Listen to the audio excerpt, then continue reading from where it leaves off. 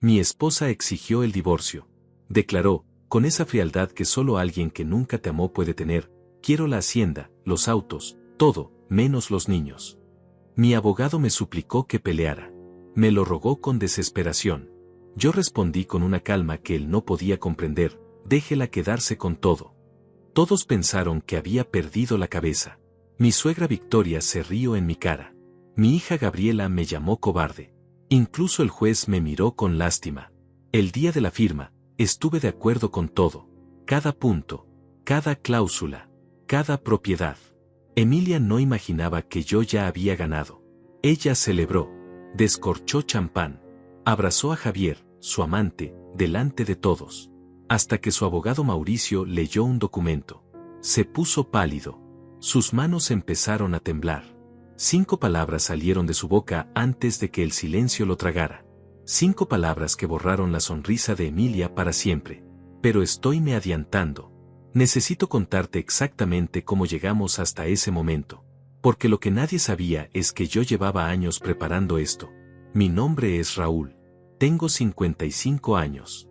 Durante 28 años fui el tonto del matrimonio. El trabajador silencioso. El hombre al que todos subestimaban. El esposo invisible que pagaba las cuentas mientras su esposa brillaba en fiestas que yo nunca disfrutaba. Emilia era hermosa, educada, de familia con apellido. Yo era un albañil con manos callosas y acento de barrio. Cuando nos casamos, su madre Victoria me miró como si fuera basura envuelta en traje prestado. Pero yo la amaba. Estúpidamente. Ciegamente. Con esa devoción completa de un hombre que cree que el amor puede cerrar cualquier brecha social. Trabajé como animal durante casi 3 décadas. Construyendo. Siempre construyendo. Primero con mis manos. Luego con mi propia empresa. Emilia manejaba el dinero, los papeles, las finanzas. Yo solo firmaba donde ella me indicaba. Confiaba en ella con todo. Con cada dólar. Con cada propiedad. Con cada decisión. La empresa creció hasta valer millones. Compramos la hacienda. 6 hectáreas de tierra, casa principal con 10 habitaciones, establos, jardines diseñados por arquitectos europeos. Emilia la convirtió en su reino personal. Muebles importados. Candelabros de cristal. Una fuente italiana en el patio central. Yo llegaba cubierto de polvo del trabajo y ella me pedía que me quitara las botas antes de entrar. Como si ensuciara mi propio hogar. Victoria, mi suegra, se mudó a una casa que construí en la propiedad. Eso fue mi primer error fatal. Desde el primer día comenzó su trabajo de demolición psicológica. Comentarios envenenados disfrazados de preocupación. Que si yo no sabía comportarme en eventos importantes. Que si mi vocabulario era demasiado simple para los círculos de Emilia. Que si ella merecía un hombre con más clase, más educación, más mundo. Emilia nunca la contradecía. Solo sonreía. Esa sonrisa que con los años aprendí a odiar. Tuvimos 2 hijos. Gabriela y Miguel. Los amé con una intensidad que dolía físicamente. Quería darles lo que yo nunca tuve. Universidad privada en Estados Unidos. Viajes a Europa. Ropa de marca. Emilia se encargaba de educarlos, de moldearlos a su imagen. Yo era solo el cajero automático. El que firmaba cheques. El que aparecía en fotos familiares con sonrisa cansada y ojos vacíos. Cuando cumplí 45 años, nuestra fortuna era considerable. 3 propiedades. Autos de lujo. Inversiones que yo nunca revisaba. Cuentas bancarias que Emilia controlaba completamente. Ella decía que yo no entendía de estructuras corporativas complejas, de optimización fiscal, de estrategias financieras. Yo asentía. Después de todo, ella había estudiado administración en universidad privada. Yo apenas había terminado la secundaria técnica. Pero entonces empecé a notar las señales. Pequeñas grietas en la fachada perfecta. Emilia llegaba tarde de sus reuniones de caridad.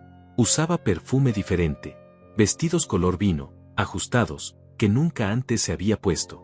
Sonreía mirando su teléfono con una expresión que nunca usaba conmigo. Se encerraba en su estudio para llamadas que decía eran de negocios. Cuando preguntaba, me miraba con desprecio. Como si mi sospecha fuera un insulto a su dignidad intocable. Una tarde llegué temprano. La casa estaba vacía. Los empleados tenían día libre. Subí a nuestro dormitorio y encontré su laptop abierta sobre la cama. No busqué intencionalmente, pero la pantalla estaba ahí, mostrando una conversación. Con Javier. Javier. El abogado corporativo que Emilia había contratado hacía 2 años para asesoría legal de la empresa. Elegante. Bien hablado. Con ese tipo de atractivo que viene del dinero heredado y la confianza inflada. Siempre estaba en nuestra casa. Siempre con alguna excusa técnica. Revisión de contratos. Reestructuración corporativa. Planificación fiscal. Los mensajes que leí destruyeron 28 años en segundos. No solo hablaban del romance. Hablaban de mí. De lo aburrido que era. Lo predecible. Un campesino con dinero pero sin clase. Como Javier era lo que ella realmente merecía. Alguien de su nivel social. Los mensajes tenían meses de antigüedad. Quizás años. No tuve estómago para leer más. Cerré la laptop con manos temblorosas. Me senté en el borde de esa cama matrimonial que yo había pagado. En esa casa que yo había construido. Rodeado de lujo que yo había financiado. Y algo dentro de mí se rompió.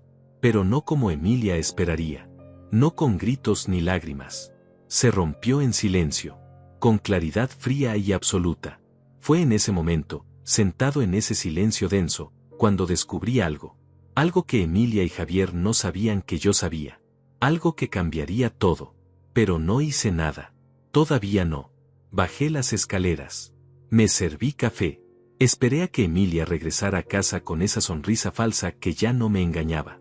Porque había aprendido algo crucial en 30 años de construcción. Antes de demoler un edificio, necesitas entender exactamente cómo está sostenido. ¿Dónde están las vigas maestras? ¿Qué columna sostiene qué peso? Donde un simple toque estratégico puede hacer colapsar toda la estructura. Y yo estaba a punto de encontrar exactamente ese punto. Emilia llegó esa noche con el cabello perfectamente arreglado y ese brillo en los ojos que solo aparece después de estar con alguien más.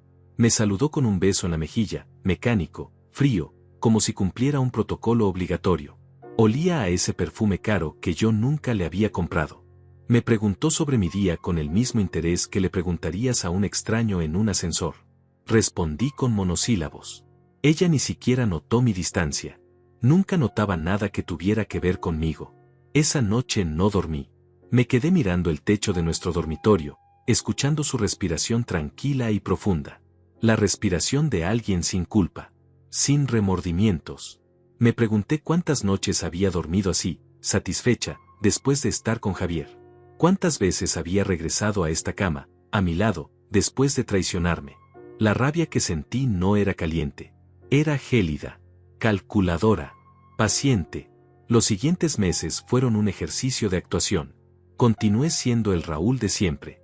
El trabajador silencioso. El esposo aburrido. El hombre que asentía cuando Emilia hablaba de sus eventos sociales, de sus proyectos de caridad, de sus amigas sofisticadas. Pero por dentro, algo había cambiado irreversiblemente. Ahora observaba. Realmente observaba. Y lo que descubrí me heló la sangre. Una tarde, mientras Emilia estaba en uno de sus almuerzos interminables con Victoria, entré a su estudio. No fue difícil. La cerradura era simple y yo había construido esa casa. Conocía cada rincón, cada secreto. Abrí su archivero. Documentos corporativos. Contratos. Estados financieros. Empecé a leer. Al principio no entendía todo. El lenguaje legal era denso, técnico, diseñado para confundir a gente como yo. Pero soy albañil. Sé leer planos. Sé encontrar estructuras ocultas. Y lo que encontré era una estructura de mentiras tan elaborada que casi admiré su complejidad. Emilia y Javier habían creado empresas fantasmas. 4 de ellas. Registradas en paraísos fiscales. Nominalmente eran subsidiarias de mi empresa de construcción, pero operaban de manera independiente. En los papeles, yo era el propietario legal. Mi firma estaba en todo. Pero yo nunca había visto esos documentos. Nunca supe que esas empresas existían. Emilia los había falsificado. Mi firma. Mi identidad. Todo. Esas empresas habían tomado préstamos masivos. Millones de dólares. Los bancos prestaban confiando en mi reputación, en el valor de mi empresa legítima. Pero ese dinero nunca llegó a ningún proyecto real. Desapareció en transferencias complejas. Cuentas en el extranjero. Inversiones fantasmas. Emilia y Javier lo habían estado robando sistemáticamente durante años. Pero eso no era lo peor. Lo peor era que esas empresas fantasmas tenían deudas monumentales, préstamos vencidos, impuestos sin pagar, investigaciones fiscales pendientes, demandas de contratistas que nunca recibieron pago por trabajos que nunca existieron. Todo estaba a punto de colapsar. Y cuando colapsará, vendría directo hacia mí. Porque mi nombre estaba en cada documento. Mi firma. Mi responsabilidad legal. Entendí entonces su plan completo. Emilia no solo me estaba traicionando románticamente. Me estaba preparando para ser el culpable. El chivo expiatorio. Cuando todo explotara, yo sería el responsable. El empresario corrupto que cometió fraude. Emilia aparecería como la esposa inocente, engañada por su esposo criminal. Se quedaría con las propiedades limpias, las cuentas legítimas, todo lo que tenía valor real. Yo quedaría con la cárcel. Me temblaron las manos mientras sostenía esos documentos. 28 años de mi vida. 28 años construyendo un futuro. Y ella había estado construyendo mi destrucción. Con paciencia. Con precisión. Con la ayuda de un abogado que sabía exactamente cómo hacerlo legalmente impecable. Fotografié cada documento. Cada página, cada firma falsificada. Usé mi teléfono viejo, uno que Emilia no sabía que tenía. Copié archivos digitales en una memoria USB que escondí en mi camioneta de trabajo. No dejé rastro. No moví nada del lugar. Cerré el archivero exactamente como lo encontré. Salí de ese estudio siendo un hombre diferente. Ya no era la víctima. Era alguien con información, con poder, con un plan. Contraté a un investigador privado, no uno local, uno de la Ciudad de México, discreto, caro, profesional. Le di las fotografías, los documentos. Le pedí que investigara todo, cada transferencia, cada empresa, cada conexión entre Emilia y Javier. Me costó $30,000. Fue la mejor inversión de mi vida. El reporte llegó 6 semanas después. 140 páginas de evidencia detallada. Emilia y Javier habían desviado casi $4 millones. Tenían cuentas conjuntas en Panamá. Habían comprado un departamento en Miami a nombre de una corporación offshore. Planeaban mudarse allá después del divorcio. Después de dejarme con las deudas, las investigaciones, la ruina completa. Pero había más. Javier estaba casado. Tenía 3 hijos. Su esposa no sabía nada. Él manejaba 2 vidas paralelas con la misma facilidad con la que Emilia mentía. Eran perfectos el uno para el otro. 2 depredadores que habían encontrado una presa común. Yo guardé ese reporte en una caja de seguridad. No en un banco local. En uno a 3 horas de distancia. Donde nadie me conocía. Donde nadie sospecharía. Hice copias. Las distribuí. Una con mi hermano en Guadalajara. Otra con un notario público de confianza. Otra en un segundo depósito de seguridad en diferente ciudad. No iba a cometer el error de tener un solo respaldo. Y entonces esperé. Seguí trabajando. Seguí llegando a casa cansado. Seguí siendo el esposo invisible. Emilia continuó con sus salidas, sus mentiras, sus encuentros con Javier. Victoria siguió tratándome como basura en mi propia casa. Gabriela, mi hija, comenzó a distanciarse más. Emilia le había estado llenando la cabeza de veneno. Que papá era un hombre simple. Que ella merecía mejor ejemplo. Que Javier, el abogado exitoso que siempre estaba presente, era más digno de admiración. Dolía. Cada comentario. Cada desprecio. Cada mirada de lástima o burla. Pero el dolor me mantenía enfocado. Me recordaba por qué necesitaba ser paciente. Por qué no podía explotar. No todavía. Pasaron 8 meses desde que descubrí la traición. 8 meses actuando. 8 meses preparando cada pieza. Y entonces, una noche de marzo, Emilia llegó a casa más tarde de lo usual. Ni siquiera intentó disimular. Se sentó frente a mí en la sala. Victoria estaba ahí también. Como testigo. Como apoyo moral. Emilia me miró con esos ojos que alguna vez me habían hecho temblar de amor y dijo con voz plana, sin emoción, quiero el divorcio, Raúl. No pregunté por qué. No fingí sorpresa. Solo la miré en silencio. Ella continuó, con la lista ya preparada. quiero la hacienda, los autos, las cuentas de inversión, todo. Tú te puedes quedar con tu empresa de construcción. Yo no quiero nada que ver con ese trabajo sucio. Victoria sonrió. Una sonrisa cruel, satisfecha, como si hubiera esperado este momento durante 28 años. Y los niños, agregó Emilia, puedes quedártelos si quieres. Ya están grandes. Ya no necesitan una madre presente todo el tiempo. Esas palabras. Esas malditas palabras. Los niños como objetos descartables. Como muebles que ya no servían. Mi hija, mi hijo, reducidos a molestias que interfieren con su nueva vida. Asentí lentamente. Está bien, dije con voz tranquila. Emilia parpadeó. Esperaba pelea. Esperaba súplicas. Esperaba drama. Está bien, repitió incrédula. Sí, si eso es lo que quieres, está bien. Podemos proceder con el divorcio. Victoria frunció el ceño. Algo no cuadraba. Yo nunca cedía tan fácil. Pero Emilia estaba demasiado aliviada para sospechar. Bien, dijo ella poniéndose de pie, mi abogado te contactará con los papeles. Su abogado, Mauricio, otro profesional elegante del círculo de Javier. Todos estaban conectados. Todos parte de la trampa.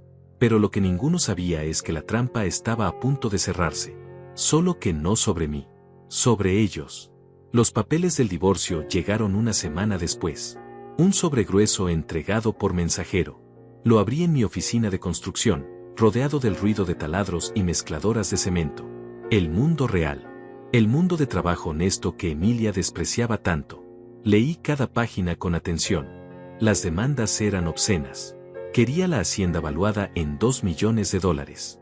Los 4 autos, incluyendo mi camioneta de trabajo que yo había comprado antes de conocerla. Las cuentas de ahorro conjuntas con $800,000.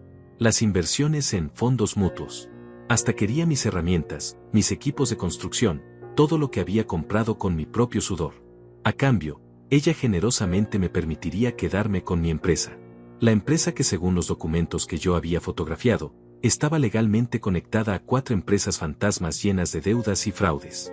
La empresa que, en papel, me haría responsable de millones en pasivos ocultos. ¡Qué generosa era mi esposa! Llamé al abogado que había contratado en secreto. No un abogado local. Contraté a Ramón, un especialista en derecho corporativo y fraude financiero de Monterrey. Le había enviado toda la evidencia meses atrás. Toda la investigación. Todos los documentos. Él había estado estudiando el caso, preparando una estrategia que ni Emilia ni Javier podían anticipar. ¿Los recibiste?, preguntó Ramón cuando contestó. Sí, exactamente como predijiste. Perfecto. Ahora viene la parte delicada. Necesitas actuar como si estuvieras devastado. Como si fueras a pelear. Luego, en el último momento, cedes. Aceptas todo. Todo. Todo. Es la única manera de que funcione. Si peleas, ellos se ponen en guardia. Si sospechan que sabes algo, cambian el plan. Pero si cedes, si pareces el tonto derrotado que siempre pensaron que eras, firman sin revisar los detalles. Y las empresas fantasmas. Ahí está el truco. Cuando ella acepte quedarse con todo menos la empresa de construcción, no está entendiendo que esa empresa es solo la fachada limpia. Las subsidiarias, las empresas offshore, los pasivos ocultos, todo eso está registrado de manera que quien controle los activos principales hereda automáticamente los pasivos. Javier lo estructuró así para atraparte a ti, pero cuando tú le des todo a ella, esas bombas de tiempo se transfieren junto con todo lo demás. ¿Y si su abogado Mauricio se da cuenta? No se dará cuenta hasta que sea tarde. Estos documentos son complejos. Están diseñados para confundir. Mauricio revisará las propiedades, las cuentas bancarias, los activos visibles. Nadie revisa a fondo las notas al pie corporativas en un divorcio que parece simple. Menos cuando el esposo está cediendo sin pelear. Colgué el teléfono y marqué al abogado que Emilia esperaba que contratara. Un abogado mediocre, local, conocido por perder casos. Lo contraté públicamente. Le di instrucciones de que peleara débilmente al principio, luego cediera. Él estaba confundido pero aceptó. Le pagaba bien por hacer exactamente nada. La primera audiencia fue un circo. Emilia llegó vestida con un traje color marfil, impecable, radiante. Javier la acompañó, sentándose en la galería como espectador casual. Mauricio, su abogado, presentó las demandas con confianza arrogante. Mi abogado patético balbuceó objeciones débiles que el juez ignoró. Yo me senté en silencio, con la cabeza agachada, interpretando al hombre derrotado. Victoria estaba ahí también, sonriendo, disfrutando cada segundo de mi humillación pública. Cuando el juez preguntó si tenía algo que decir, levanté la vista y con voz quebrada dije: solo quiero que esto termine. Denle lo que pide. El juez frunció el ceño. Señor, entiende que está renunciando a bienes valuados en más de $3 millones. Lo entiendo, pero ya no puedo más. Solo quiero paz. Emilia no pudo contener una sonrisa pequeña. Victoria se rió abiertamente. Javier intercambió una mirada de Victoria con Mauricio. Todos pensaban que había colapsado, que el pobre campesino finalmente había aceptado su lugar. Pero entonces mi abogado idiota hizo algo inesperado. Pidió tiempo. Su señoría, mi cliente está emocionalmente comprometido. Solicito un receso de 2 semanas para que pueda pensarlo con claridad. Emilia se tensó. Mauricio objetó inmediatamente. Su señoría, esto es una táctica dilatoria. El señor ya expresó su deseo. El juez, un hombre mayor con expresión cansada, miró los papeles y suspiró. 2 semanas de receso. Aproveche ese tiempo para estar seguro, señor. Salí de esa corte temblando. No de miedo, de rabia contenida. Gabriela estaba esperando afuera. Mi hija, 22 años. Hermosa como su madre, pero con esa dureza en los ojos que Victoria había cultivado. Me miró con desprecio. Papá, ¿en serio vas a dejar que mamá te quite todo?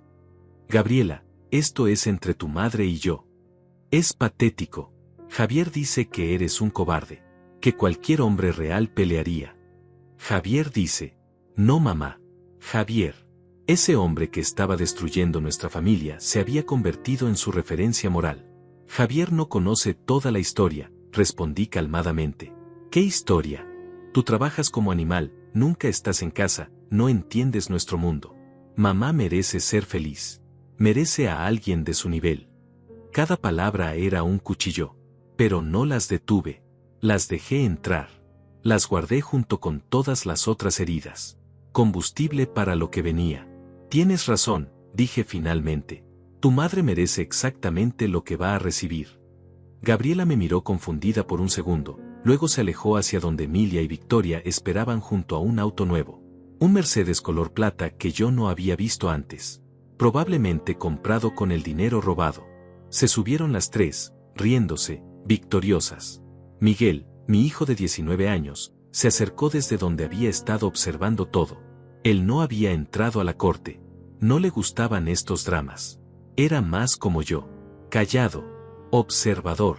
Papá, ¿estás bien? Sí, hijo. Estaré bien. No entiendo por qué estás dejando que hagan esto. Lo miré. Mi hijo. El único que todavía me veía como persona. A veces, Miguel, la mejor manera de ganar no es peleando de frente. Es dejando que el enemigo tome exactamente lo que cree que quiere. Él frunció el ceño, sin entender completamente. Era joven todavía. ¿Es como en ajedrez? ¿Sacrificio de reina? Sonreí. Le había enseñado ajedrez cuando tenía 8 años. Algo así, pero mejor. Mucho mejor. Las 2 semanas pasaron en agonía calculada.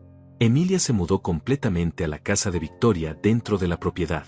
Javier prácticamente vivía ahí ahora. Ni siquiera disimulaban. Los veía paseando por los jardines que yo había pagado. Usando los muebles que yo había comprado. Durmiendo en habitaciones que yo había construido con mis propias manos.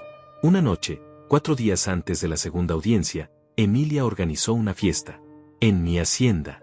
Sin avisarme. Llegué del trabajo y encontré 30 personas. Amigos de su círculo social. Todos con copas de vino caro. Riendo. Celebrando su libertad inminente. Me vieron entrar cubierto de polvo de construcción y el silencio cayó como lápida. Emilia se acercó, Javier a su lado, con esa expresión de superioridad que ya no me afectaba. Raúl, esto es una pequeña celebración. Puedes retirarte a tu habitación si te molesta. Mi habitación. En mi casa. Como si fuera un inquilino tolerado. No me molesta, dije tranquilamente. Disfruten. Javier rió. Admiro tu actitud civilizada, Raúl. No todos los hombres pueden aceptar cuando han sido superados. Lo miré directamente. Este hombre que había ayudado a robarme millones, que había falsificado mi firma, que había construido una trampa legal para enviarme a prisión.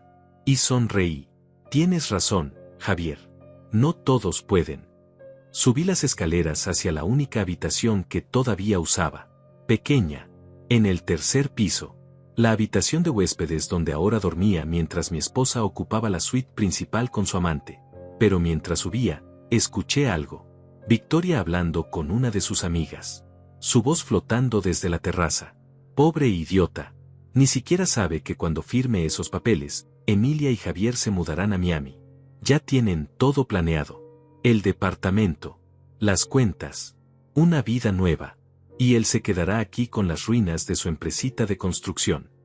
Su amiga preguntó, ¿y las niñas? Gabriela y Miguel. Gabriela irá con ellos. Miguel puede quedarse con su padre si quiere. Ese niño nunca tuvo ambición de todas formas. Cerré la puerta de mi habitación. Me senté en la cama individual.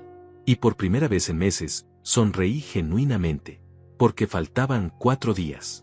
Solo 4 días para que Emilia firmara los papeles que destruirían su vida. Y ella no tenía idea. El día antes de la audiencia final, Ramón, mi abogado real, llegó a mi oficina de construcción. No al bufete local. A mi oficina en medio de la zona industrial, donde nadie del círculo de Emilia pondría un pie. Traía un maletín y una expresión seria. Todo está listo, dijo cerrando la puerta. Mañana, cuando firmes, estarás transfiriendo legalmente todos los activos visibles a Emilia. La hacienda, los autos, las cuentas bancarias, las inversiones. Pero también estarás transfiriendo algo más. Abrió el maletín y sacó una carpeta gruesa. Dentro había documentos marcados con pestañas de colores. Estas son las 4 empresas fantasmas que Javier creó usando tu identidad. Constructora del Pacífico Sur. Desarrollos Inmobiliarios Hemisferio. Inversiones y Capital Azteca. Servicios Corporativos Continental. Todas registradas en paraísos fiscales pero con conexión legal directa a los activos principales. Y los pasivos. $3.200.000 en préstamos bancarios vencidos. 1.8 millones en impuestos sin pagar con multas acumuladas. 700.000 en demandas de contratistas fantasmas.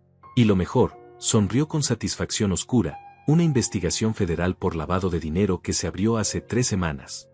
Se me heló la sangre. Investigación federal. No te preocupes.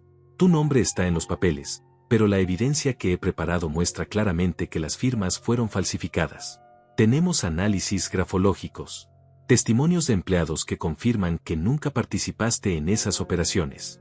Registros de que estabas físicamente en otros lugares cuando supuestamente firmaste ciertos documentos. Tú estás protegido. Y Emilia. Cuando ella firme mañana aceptando todos los activos corporativos y propiedades asociadas, estará asumiendo control legal de esas empresas. Y con el control viene la responsabilidad. Los fiscales federales ya tienen orden de embargar todo en cuanto se complete la transferencia de propiedad. Mauricio no lo verá. Mauricio es un abogado de divorcios, competente en su área. Pero esto es fraude corporativo internacional. Él revisará los activos, casa, autos, cuentas. No revisará las estructuras corporativas subsidiarias ocultas en documentos de 200 páginas llenos de jerga legal. Y aunque lo hiciera, Javier lo tranquilizaría. Después de todo, Javier fue quien creó todo esto. Emilia confía en él completamente. Y Javier. La sonrisa de Ramón se volvió feroz. Javier es más inteligente. Él sabe exactamente lo que creó. Por eso su nombre no aparece en ningún documento oficial. Usó a Emilia como fachada. Cuando todo colapse, él dirá que solo era el asesor legal contratado. Que Emilia tomó las decisiones. Que él advirtió contra ciertas acciones, pero ella insistió. Hijo de perra. Un hijo de perra inteligente. Pero cometió un error. Dejó rastro digital. Correos electrónicos. Transferencias bancarias. Mensajes de texto coordinando los fraudes. Todo está en el reporte del investigador privado. Y todo será entregado a los fiscales federales exactamente 1 hora después de que se firme el divorcio. 1 hora después. Timín perfecto. Emilia habrá firmado. Los activos habrán sido transferidos legalmente a su nombre. Ella será la propietaria oficial. Y entonces llegará la investigación. Los embargos. Las órdenes de arresto. Me recosté en mi silla. 28 años de matrimonio terminando en una trampa tan elaborada que casi parecía ficción. ¿Es legal todo esto? Completamente. No estamos creando evidencia falsa. No estamos inventando crímenes. Emilia y Javier realmente cometieron fraude. Realmente falsificaron tu firma. Realmente desviaron millones de dólares. Solo estamos asegurándonos de que la justicia caiga sobre las personas correctas. Y estamos usando sus propias estructuras legales contra ellos. ¿Y mis hijos? Gabriela y Miguel. Miguel es mayor de edad. No tiene responsabilidad legal en nada de esto. Gabriela tampoco, a menos que hayan participado activamente en el fraude, lo cual no hicieron. Estarán protegidos. Gabriela va a odiarme más de lo que ya me odia. Ramón me miró con algo parecido a compasión. Tal vez. Al principio. Pero eventualmente verá la verdad. Que su madre la usó. Que Javier la manipuló. Que tú fuiste el único que realmente los protegió a ella y a su hermano. Esa noche no pude dormir. Me quedé en mi pequeña habitación de la hacienda, escuchando música y risas viniendo de abajo. Emilia había organizado otra celebración. Su última noche como mi esposa. Mañana sería libre. Rica. Victoriosa. O eso creía. A las 3 de la mañana, bajé a la cocina por agua. La casa estaba en silencio finalmente. Los invitados se habían ido. Encontré a Javier en la sala, solo, bebiendo